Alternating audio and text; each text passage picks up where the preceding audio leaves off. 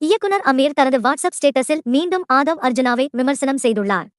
ஏற்கனவே விஜய் ஆதவ் அர்ஜுனிடம் ஏமாந்து விடக்கூடாது என்று கூறியிருந்த நிலையில் மீண்டும் இப்போது விமர்சனம் செய்துள்ளார். ஆதவ் அர்ஜுனாவின் பெயரை குறிப்பிடாமல் அவர் வைத்துள்ள ஸ்டேட்டஸில், மக்களுக்கு தெரியாமல் மன்னரை உருவாக்கியவர் தனக்கு பதவி கிடைக்கவில்லை என்றவுடன் மக்களிடம் பிரசாரம் செய்ய போகிறேன் என்கிறார்.